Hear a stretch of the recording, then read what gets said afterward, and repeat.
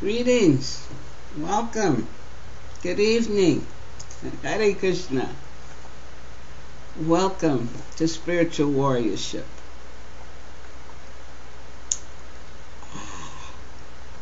It's interesting. I'm going to share something this evening because I'm finding I'm still endeavoring to understand what we've been studying and reading. But right now, as I welcome you to Spiritual Warriorship, where we are discussing transforming lust into love. We're doing the Spiritual Warrior books written by His Holiness Bhaktitirtha Swami. And as I keep saying, there's 6 Spiritual Warrior books. And if we continue and are able to continue, who knows, I may be here till I'm 180. But we'll see what the Lord has in store. Right now we're in Spiritual Warrior 2, transforming lust into love. And before we go into the book, again, I like to repeat. And as I repeat and as I study, I keep saying, Lord, help me to remember. But if you hear something enough, it begins to click into your consciousness. And Bhaktitirtha Swami had told us what the idea behind the concept of Spiritual Warriors books. And it's really, we need to tune into this concept in this day and time in a positive way. So his presentation of Spiritual Warriorship is to help us. Help us to what? Help us become grounded in understanding who we are as spiritual beings. If you're a spiritual warrior, you must have a sense of the spiritualness of yourself. And if you've been hearing and hopefully have the books, and by the way, Spiritual Warrior books can be purchased at Krishna.com store. Oh, and also, I think last week, I didn't bring it out today, if you want to know more about His Holiness Bhaktitirtha Swami, there's a wonderful biography called Black Lotus. And that's also, you can get at Krishna.com. Okay? Now, we're saying that this concept of spiritual warriorship is to help us to become grounded in understanding who we are as spiritual beings. No matter what names you've been called, or you're this, you're that, it's the concept, the knowledge of knowing you're a spiritual being. The Spiritual Warrior books are also to help us with life experience in trying times. And it's also to help us use, as spiritual warriors, spiritual weapons to battle the tide of depression and anxiety and even feelings of hopelessness sometimes that sweeping over us in the society. Now, when we talk about weapons, if you've been coming along, it's interesting. I get this feeling, I wish I could say, and what are the weapons, and get feedback, but I'm learning how to talk to the camera, know you're out there, and you're answering if I ask. What are the weapons of a spiritual warrior? Love. What else? Humility. What else? Compassion. What else? Faith. And self-knowledge. Self-knowledge is very important. And it's also to help us to develop an internal dialogue for making the mind our friend. And we're going to talk about the mind a little bit later. So I hope and pray that we can endeavor to put the concepts being presented here into practice in our lives. Because that's the only way you know that you're getting something to help you and to grow spiritually. And we want to do that because as spiritual warriors, which we are or becoming, we're on the battlefield of consciousness. And sometimes we find that we're waging war against ignorance and lust. And why? Because that's what's pervading our society now. But we've come to get some understanding. I'm sure many of you out there have been getting some understanding, studying. So, tonight we want to continue in the chapter, What is Lust? Remember, we did What is Love? And during that time, what did we discuss? What love is not, what love is, and the source of love. And then what? We went to school, didn't we? The school of love. And what did he say? That life is a school of love. And we're all hungering and desiring and wanting love. And that we, as who we really are, spiritual beings as souls, are made for love. And every moment is an opportunity to express and share that love. So, the book we're working on is called Transforming Lust into Love. So we did What is Love? What is lust? He gives his own review of the chapter on that, which I will share with you now. Lust, he says, is the insatiable desire for personal sense enjoyment and the self-centered attempt to fulfill our own impulses at any cost.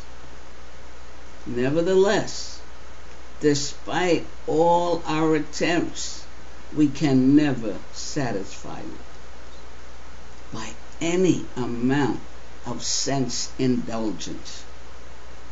Although we know deep down that it can never fulfill us, we know this because we are what? Spiritual beings. That knowledge is within us. But we get covered away in this, covered up with this material energy. So although we know deep down that it can never fulfill us, we end up bound by an addictive and vicious cycle. The more we give into it, the more we want. And the demands increase, just like a drug. If we do not give and receive love, remember that was the whole essence of the chapter on the school of love, in a natural way that is assigned, the lighting in my eyes. If we do not give and receive love in a natural way that is in alignment with our spiritual birthright, our love turns into lust and forces us to act in ways we would not normally accept. Now that's the authors. And before I go into the part that I had told you we would begin tonight, this weekend, and it was a program we were having for Bhaktivedanta Swami, and we had to prepare for it, many things. And something came up for me that I found myself somewhat disturbed, upset. And it's like in those moments, it was in the moment of that, what I was feeling, a great disturbance. What came to me was challenges and tests. And I know later in the chapter he talks about is how the Lord is in the heart, the Holy Spirit, the super soul is in our heart, there to help us. But when I heard these words, challenges and tests, I said, that's right. Now, I've been reading about this, I've been talking about this, and I usually bring it up. Somebody comes to me, distressed. Oh, yes, it's a challenge. The Lord gives us challenge and He gives us tests. And sometimes it's easy to talk about it, what they say, easier said than done. But again, as Bhaktivedanta Swami has said many times, the Lord has to give us tests to see if we're really serious and sincere in our desire for our spiritual life and to serve Him. And this is what kept coming up: challenges, tests, challenges, tests. And what I found, if you don't feel too sorry for yourself, you hear what's coming and you move towards getting help. So the help I found, I went back to Spiritual Warrior 2 that we've been reading from, and I looked up from where we have been about challenges. And I'm going to share with you because it's for my own process of understanding. Because when you seek answers, as I said, and I heard this, it means that the Lord is available to us. He feels our distress. He knows what's going on, and He brings answers. But when you hear it, you got to move on it. But what else came to me is I was still thinking today, it hurts to move, even though it hurts to be there. If you can understand what I'm saying. Because there I was, so upset and crying and trying to figure out why this happened, why she said that, who said that, what's going to happen, where we're going to go. And then I get the answer: challenge and test. Oh yeah, this is a challenge. Test. What am I to learn from this? And yet I was still in some pain.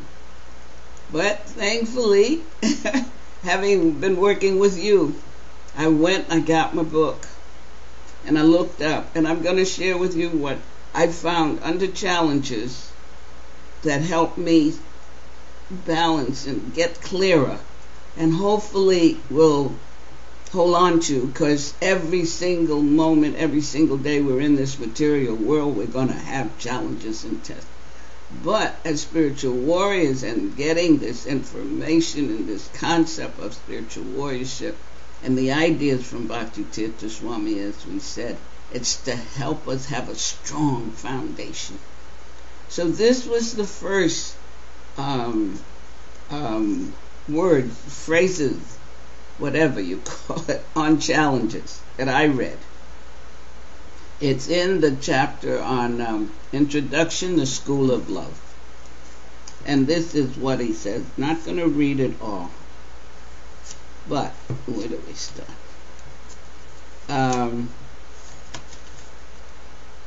If we accept our constitutional position as loving beings, remember, life is a school of love, our soul is made for love. You remember that. If we accept our constitutional position as loving beings, no lack of material facility could stop us from sharing that love. It just means that we would have a different arena in which to experience who we are and to share what we have. If we accept that we are really made for love, it does not matter what kinds of complications come upon us. Ooh, thank you, Bhakti Tirtha Swami. It doesn't matter, he says, if you accept that you are really made for love. So we're hearing these words. I'm hearing these words. I'm reading this. I've read this book before, years ago, and I don't know how.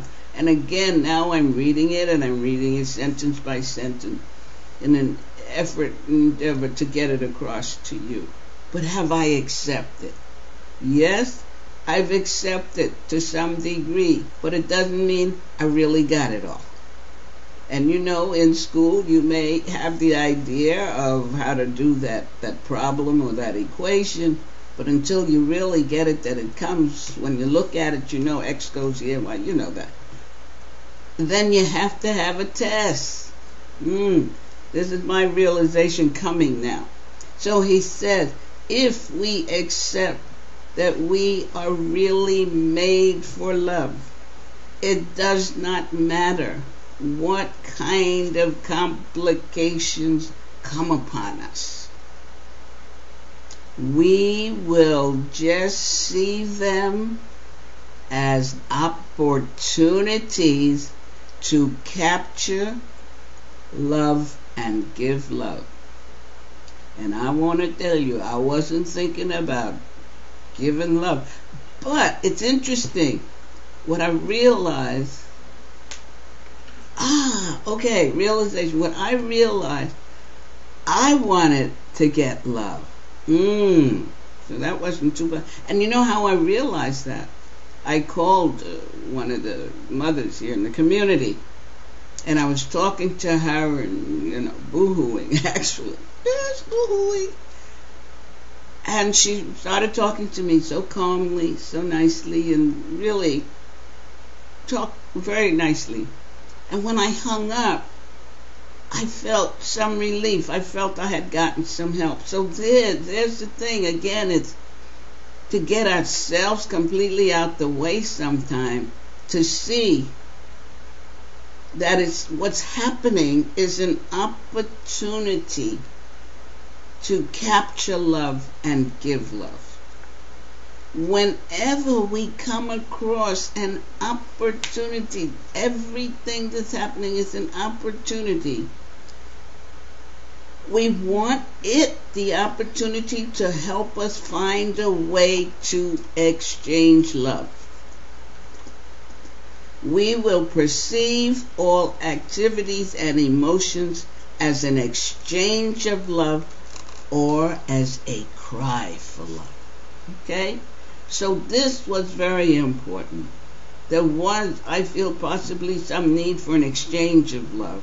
And it could have been a cry for love from that person, or maybe whatever I said to her was my cry for love. But the way it happened, I allowed it to distress me. And I'm realizing that that's okay. Because when you, acknowledge that that's what's going on, you open yourself to receive and you get answers. This was the next section on challenge lines that we had been through. And I like this one. He talks about insecurity leads to opposing feelings such as confusion or fear. We do not feel that our circumstances are meant for our growth. This type of mentality is covert atheism, he calls it, because we're forgetting that the Lord has arranged things even though we may not always understand the reason. What are we forgetting? The Lord has arranged things even though we may not always understand the reason. And that's why if you're working on your spiritual life, endeavoring to get that connection with the Lord, it may take a few minutes when something's going on to remember that the Lord has arranged this. This is an opportunity to give love, share love, or it's a cry for love coming. He continues, the Lord does not go on vacation. Isn't that wonderful news? I'm sure you know that. God is always present for us. He does not neglect us or have favorites. He always deeply loves every soul and arranges challenges and adventures for each of us.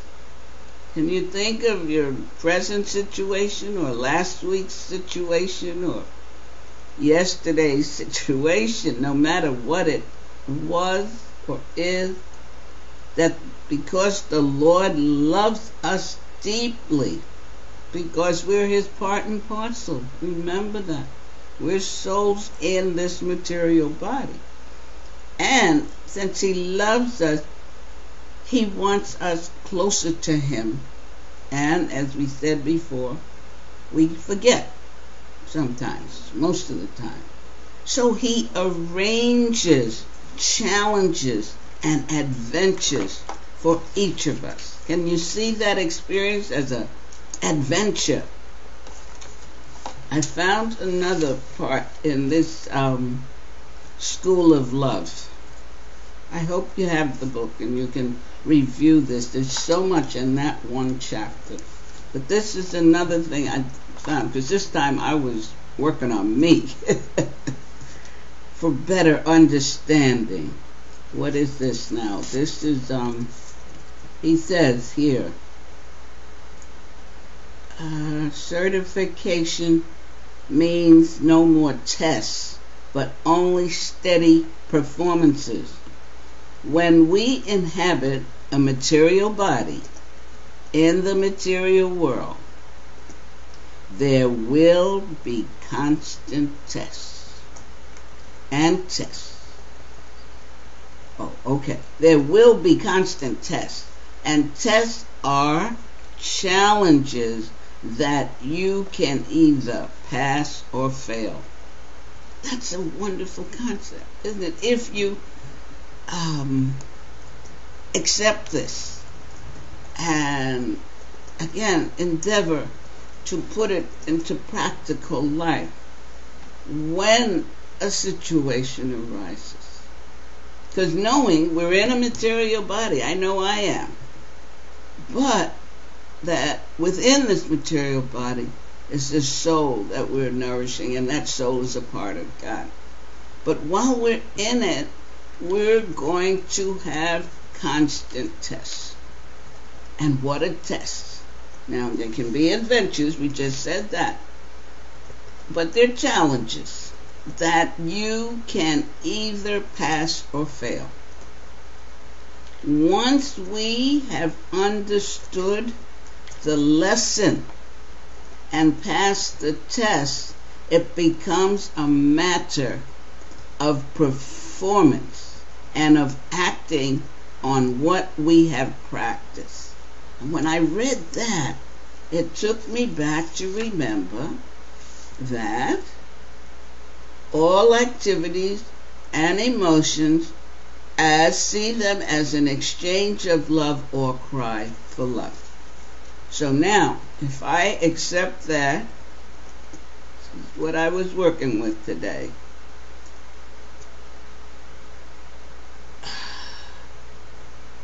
I would understand, hopefully I've learned the lesson that the exchange was the need to share love or a cry for love. And you would know that within yourself based on your particular situation.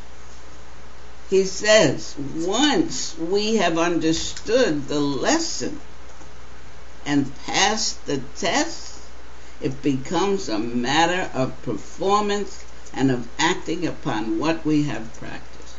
And how do you know you've passed the test?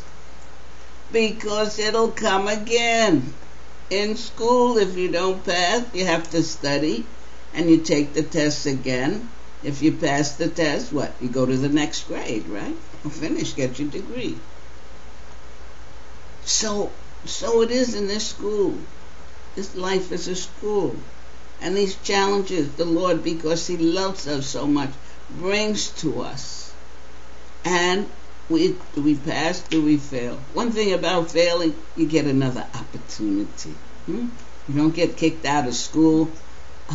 You have another opportunity. And then, as he says, once we have understood the lesson and passed the test, it becomes a matter of performance and acting upon what we have practiced. And we may not understand for months, years. It's going to say, and lifetimes too, because we've been coming around and around and around many lifetimes, which meant we hadn't gotten it right enough to get out of here. So we're here now, we're hearing, and we're getting something that we can practice and put to practice in our lives. He says, Actually, all of our so-called relationships of love here on this plane are really to help us fix whatever has to be fixed before we enter into the spiritual world and divine romance. And our ultimate goal here is to reach the goal of the platform of genuine affection and love for God. And as we love God, and as you love, you serve. And you serve the one you love. And if you're serving the one you love, when it's time to go, where are you going? That loved one is going to call you, welcome you home. So that was my other lesson today, to get greater understanding. And I think there was one more challenge. No, that was it in that chapter. That was the chapter School of Love. So let's return to the chapter we were on. What is lust? And I read what he said is love. In the book, too, I like his short here. Lust is actually an egocentric misdirection of love. That is our birthright. Our souls were made for love. That's our birthright. A love that is inherent in all creation. And because we are part and parcel of loving God in our natural state, we share that love. Now here in this material world, we're not in our natural state, and the self-centered energy of lust has caused us to forget our birthright. Okay, now we read quite a bit the last time. It was quite, for me, fascinating, interesting, and as you see, I had to go back because in one of these sections he talks about as you study and you read and you desire to know God and love God and to be a spiritual being and share that love of God with others, you do get your challenges. So we are to go to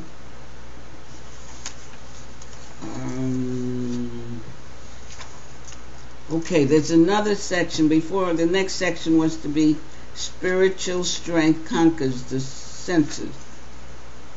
But after I finish here on a Thursday night and read, it's like, how much did I understand? What did I get from that? I work with that. And there's a section that I have been working with.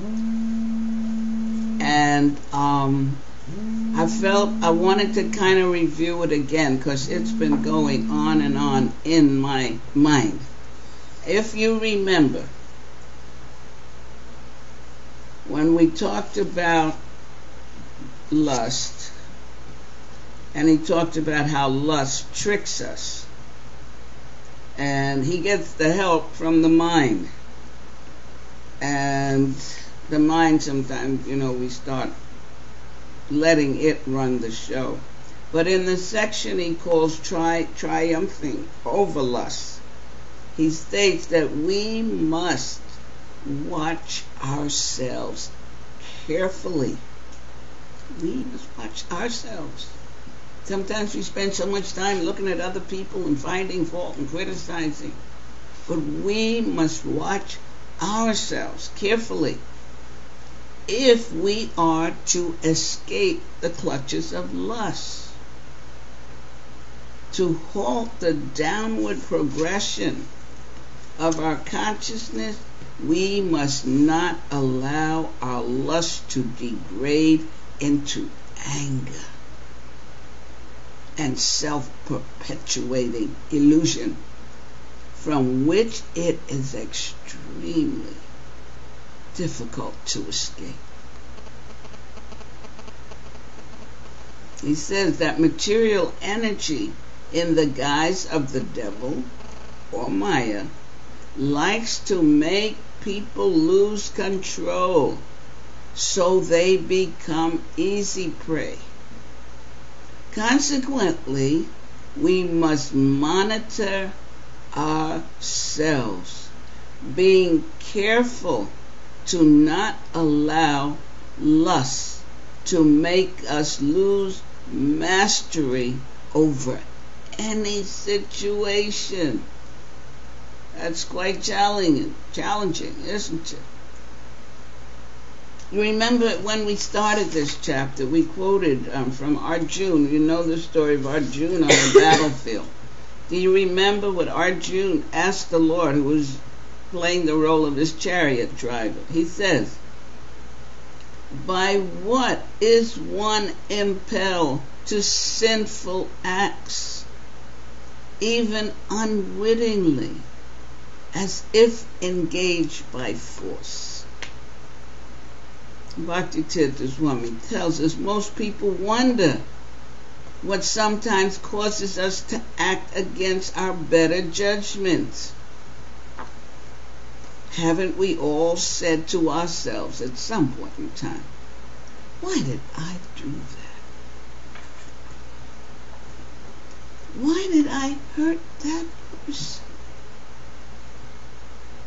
Why did I fly off the handle?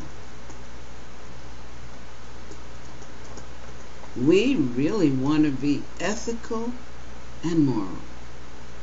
And we want to live an exemplary life, no longer taking drugs, drinking, insulting our spouse, being a chauvinist, or abusing others.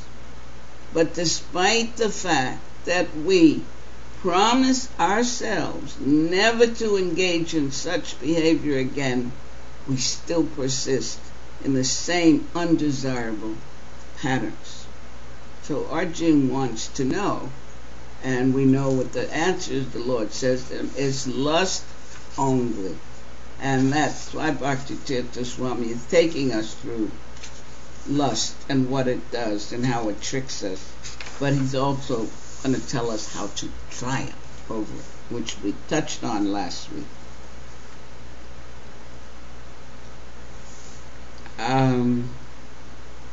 Where is it here? He says that material energy in the guise of the devil or Maya likes to make people lose control. What do you say? Devil made me do it? He's saying we must watch ourselves.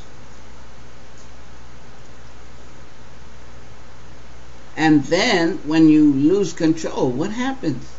You become prey to, in quotes, the devil or Maya.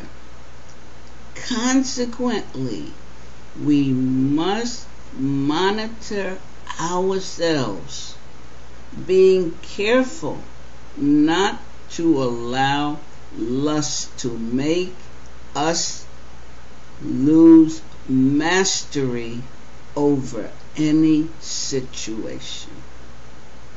And he gives an example like the boxer, a warrior who loses a control. Oh, he gave an example of a boxer. But he's talking about a warrior who loses control, becomes a casualty. A soldier who gets angry on the battlefield may suddenly leap out of his foxhole and run towards the enemy shouting, I'm going to kill you, all of you. Of course, what happens? He's the one that will be dead. So we have to get the mastery. And he tells us to avoid falling into these traps and to live fully as a human being. We must learn to control our lust by regulating the senses. Remember, we went into that last week.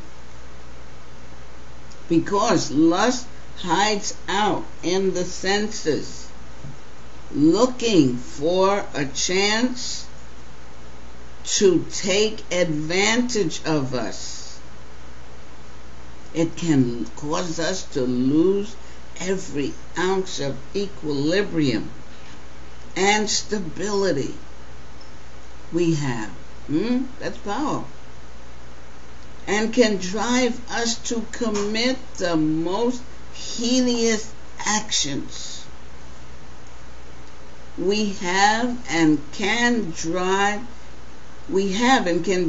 us. Oh, okay, it's where you stop. I get carried away here.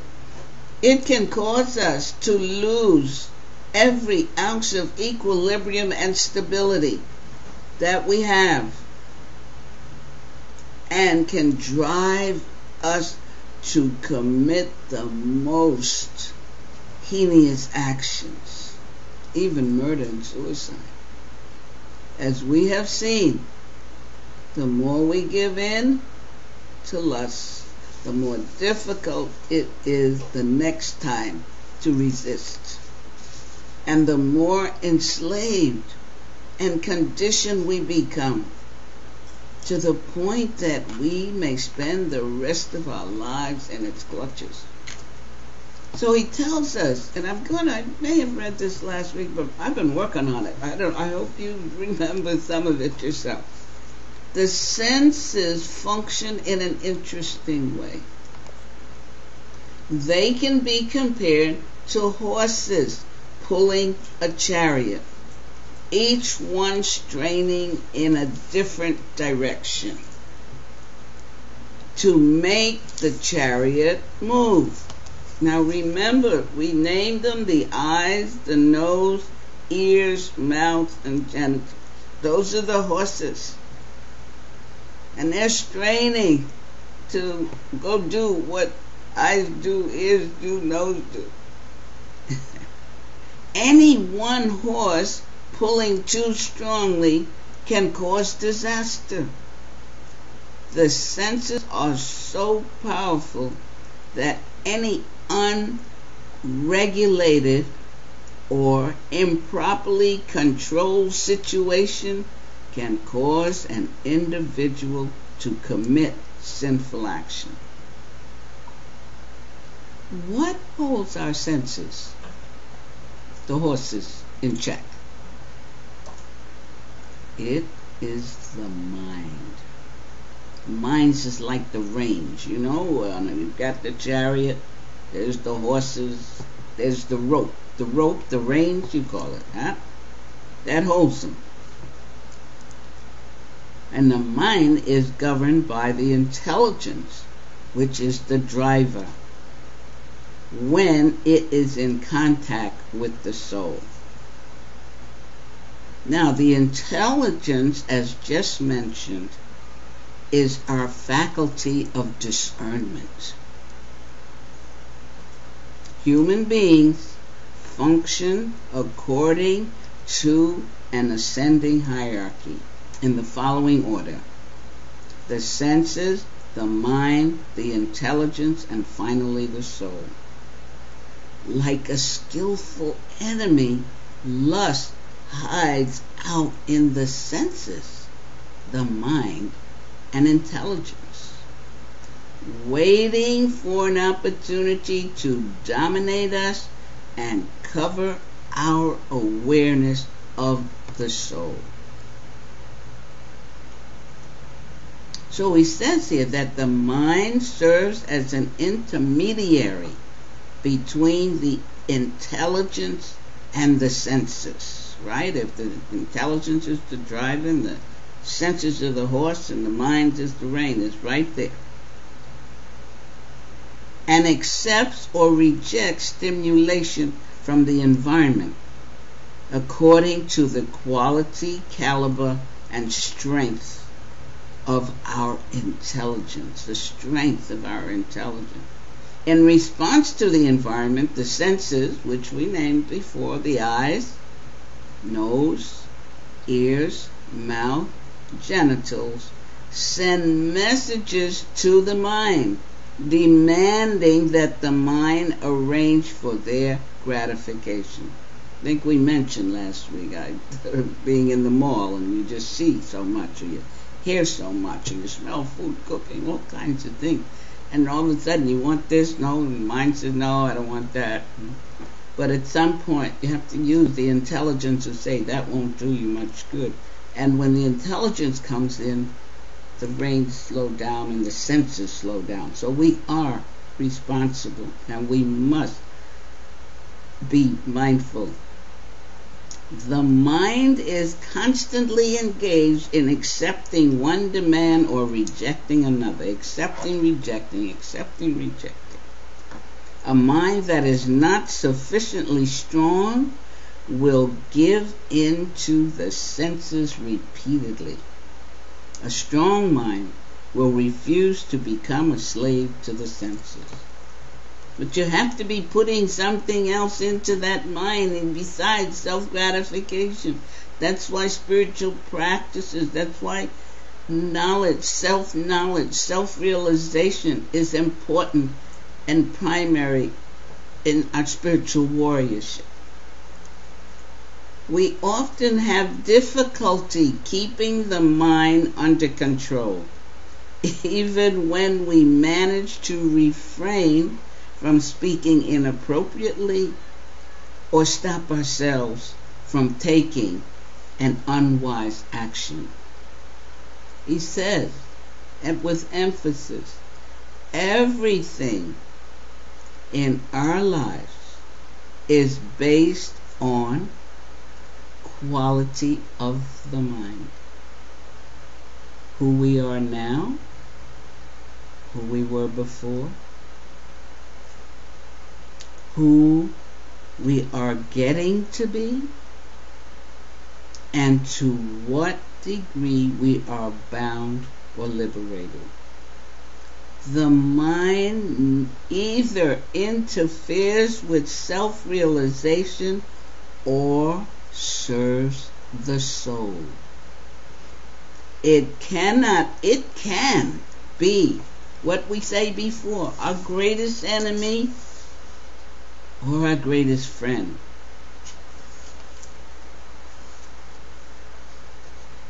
And why? Because he says the mind knows all our secrets. An enemy who is this close to us can be very destructive. But a mind under control becomes our greatest friend for the same reason. It knows us intimately. A close friend is a source of great comfort and support.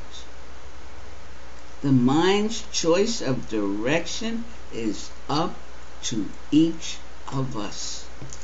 What a responsibility. But it's wonderful to hear this. So if we are starting to point, we realize we have to look at ourselves. What's going on? This is what he asked. How do we develop a strong mind? Right? Everybody was asking that one. He says, we do so by backing up the mind with the intelligence, which acts as the moral factor. The senses may have a particular desire and give the mind orders to arrange to have that desire fulfilled. However, the intelligence warns the mind, but if you do this, these are the consequences. When the intelligence is connected with transcendental knowledge. What is your transcendental knowledge? Your scriptures, your spiritual teachers, helping you to know who you are. And we've been hearing it through this reading we've been done. We're eternal beings. We're soul, part and parcel of the Supreme Lord. So if the intelligence is connected with that knowledge, it has sufficient power to harness the wild mind.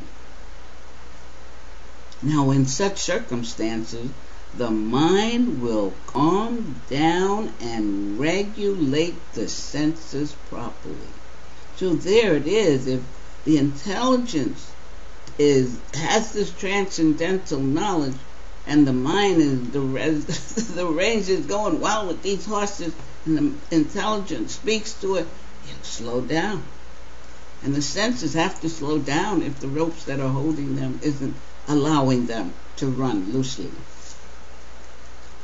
He states, in such circumstances, the mind will calm down and regulate the senses properly.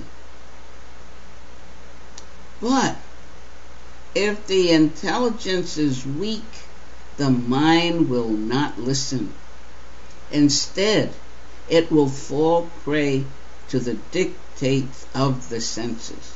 So again, the responsibility is on us. We have intelligence, we have this mind, and we know, as you say, as he says right here, the senses see, oh, I want that. Oh, I like that. Oh, I get that. Let's go get it. And the mind says it either accepts or rejects, right? Okay, so it accepts. Yeah, let's go get it. But the intelligence says, no. If you go there, take that, steal that, touch that, whatever, there are consequences. Oh, okay. Then I'll leave it alone. And when that happens, the senses have to stop their action. So he says, if the intelligence is weak, the mind will not listen.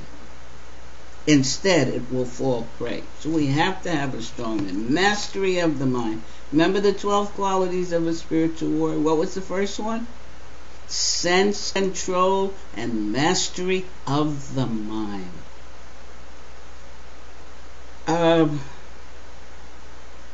Let's finish this. When we have gained sufficient mastery of the senses by developing a strong mind and intelligence, we can elevate our consciousness. On the other hand, if we lack mastery, where will we find ourselves? We will find ourselves on a downward slope toward animal-like behavior. He says animals are extremely concerned with territorial rights and attacking others to protect their sovereignty.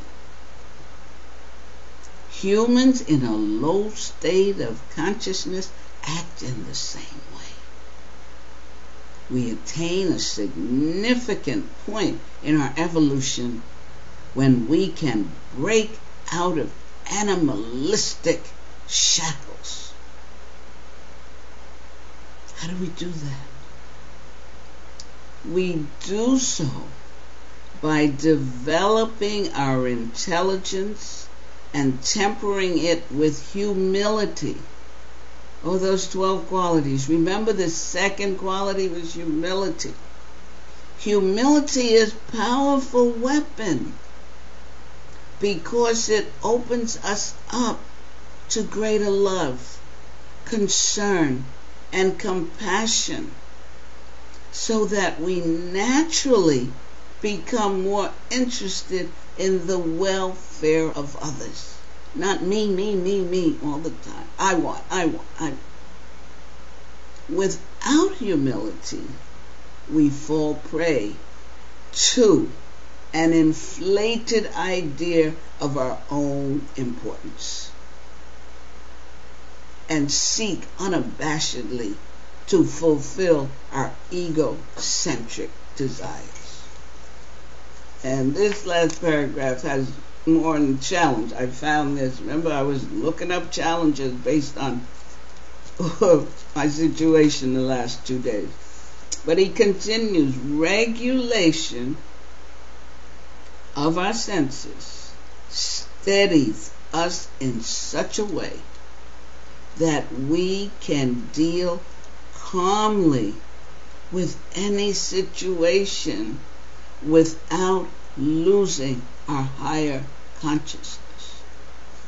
Now, what again, looking at myself and what I've been through, this, where he says, can deal calmly with any situation. I wasn't too calm. I got more work to do. But it's good. It's good to see it. It's good to realize it. It's good to hear it.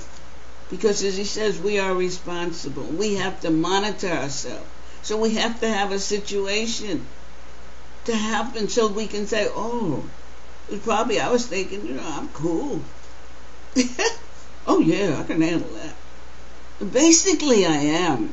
As I'm maturing, it's easier to be, but I found he let me know, don't get proud of yourself. You got a lot more work to do, and here's the situation. And it came. So we go on about, he says, each challenge simply becomes an opportunity. That word is used it's like every moment, whatever's happening is an opportunity to use the mastery we have developed. If we have such mastery, God will always give us what? An opportunity to practice it. They say practice makes perfect. And ask anybody if they're learning an instrument or sport. It's consistent practice. If we really want to love God more and more, He will give us many challenges and tests that allows us to grow. And that was my understanding of my process at this moment in time and place. I do want to love God. I want to love God more and more. My chanting practices, my spiritual practices, my reading, my hearing, my interaction. I want to love God more. So what does He do when you want that? He gives us an opportunity to practice the laws and the natural things that we need to do. He will give us many challenges and tests that allow us to grow. We don't want to be stagnant at this time in this material world. We want to grow. We want to grow spiritually. And God wants us to grow. Because the more we grow spiritually, the closer we get to Him. The more faith we have in Him, the more trust we have in Him, the more dependency we have. And as we do, He can then give us what we need. He will give us many challenges and tests to allow us to grow. If our mastery is weak, or if our motivation is mixed, we will not pass these tests and will quickly revert to our bad patterns. But again, even with that, it doesn't mean you get stuck in those bad patterns just based on what Bhakti-Tirtha Swami has been telling us and been reading and sharing. What is it? You pick yourself up, dust yourself off, and start all over again. And the more you're doing your practices, what do I want? Residuals of that practice is in your mind, in your consciousness, in your beingness. And if you're really serious about your spiritual growth, it'll come back, or you increase on that. So, I want to get into at least the first paragraph of what I said we were going to start with tonight, but it came to me very strongly to review that. I was really reviewing for myself to gain some more mastery and understanding of my mind and intelligence so that I can be maybe more prepared or stronger in whatever challenges will continue to come, because I know I have to be tested more and more. So, Bhaktitirtha Swami states, ultimately then, we control lust by spiritual means. The intelligence, mind, and senses must be subject to direction from the soul.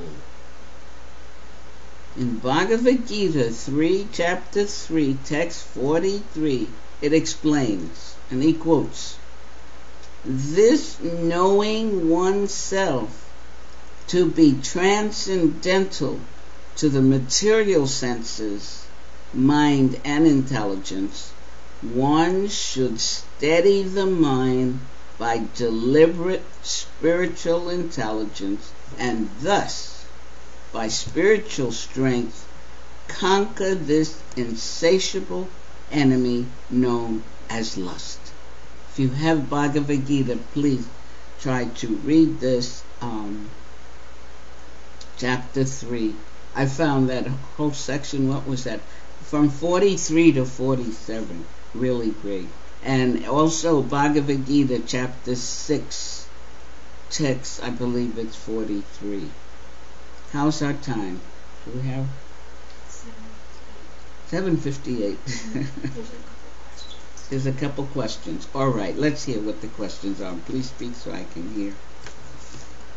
Uva Mohan Prabhu asks, how can we strengthen the intelligence? I forget I'm on camera and make these things. I thought I'd just tell you. How do we strengthen the intelligence? By spiritual knowledge. As we begin to have spiritual practices, begin to study and put into our lives that which we're studying about, knowing who we are, because the intelligence in the soul, the intelligence is right next to the soul. He says over here, the mind. Lust hides out in the senses, the mind and the intelligence, waiting for an opportunity to dominate and cover our awareness of the soul. As we're aware of who we are as a soul within this body, we nurture that soul. We give that soul the knowledge, greater knowledge of the Lord. We serve the Lord so that we understand our role is as a servant. And as we do that, the intelligence gets stronger, which can then, as we said, calm the mind down. And then the mind calmed down, the senses have to slow down. So it's through gaining greater spiritual knowledge. Does that help?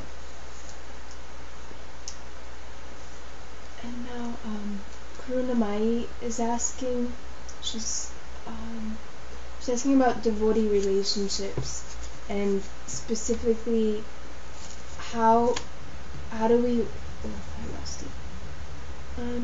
how do we not accept offense? She said devotees can really hurt one another, and trying to see them as an agent of our karma is hard. Is that a statement or a question? That's part of the question, that it's hard to see, if a devotee hurts you, it's hard to see it as an agent of your karma, and how can we not take offense? How can we work on not taking offense? Not taking offense of the devotee hurting you? Yeah.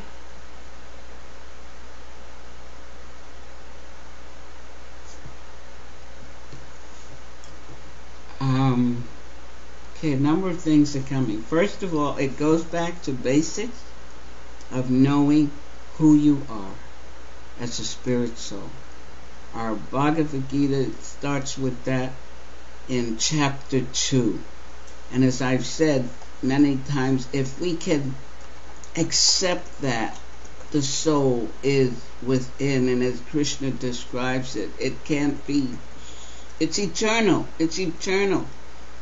and it can't be shot, it can't be drowned, it can't be killed in any way, then it also cannot be offended,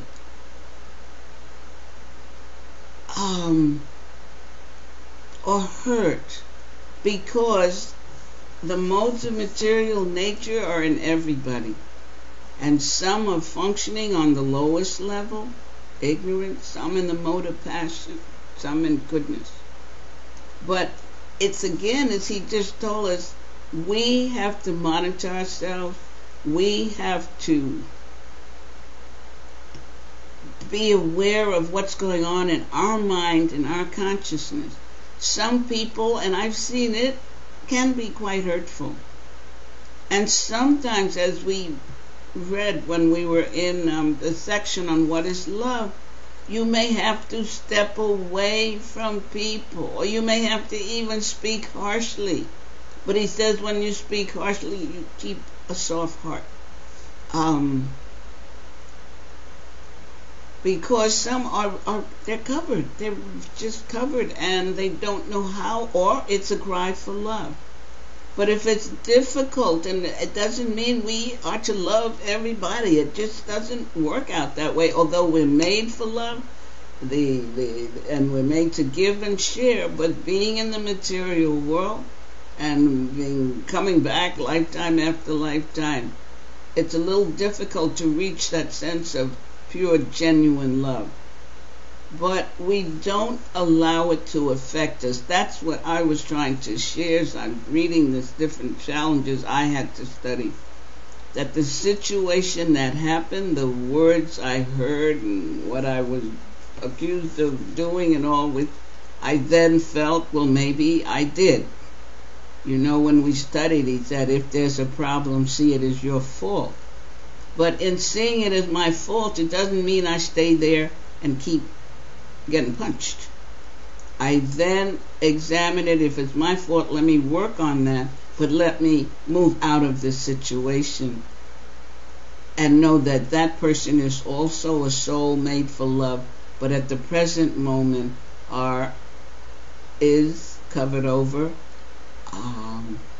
And I have a phrase, because by my age I can say that I laugh, but I just say, God bless devotees.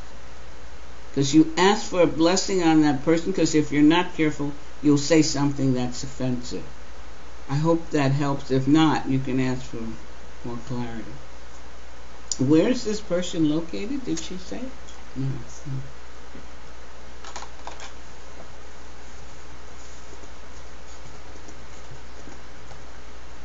Anything else? That was all the questions. Okay. I feel we've covered quite a bit to work on, to imbibe, to accept, reject, to think about, to practice. Just watch your week till we come together next week. See what's going on. See how your senses, are they running like wild horses? Is your mind letting them go in all directions? How is your intelligence? Is it saying no, that you know that won't work? And slowing down. Are you knowing that you're made for love and endeavoring to share that love, and then know that some behavior is a cry for love? And also, as we said, that's using the intelligence. If the situation gets too harsh, you can just back off. Or you can speak up, as Gurudev says, though, from a soft heart. So I hope you've been able to grasp something for this. I have. Believe me, I've been working, and I tried to share my workings with you tonight. So I'm feeling better. I'm feeling stronger. I've accepted that I did receive a challenge. I can't say humbly I passed the test, but I can say I'm in the process of understanding the lesson, so that if it comes again, I'll pass the test. If there are no more questions or comments, no. All right. We say good night. Thank you for coming, and we look forward to seeing you, or you seeing me, next week. Hare Krishna.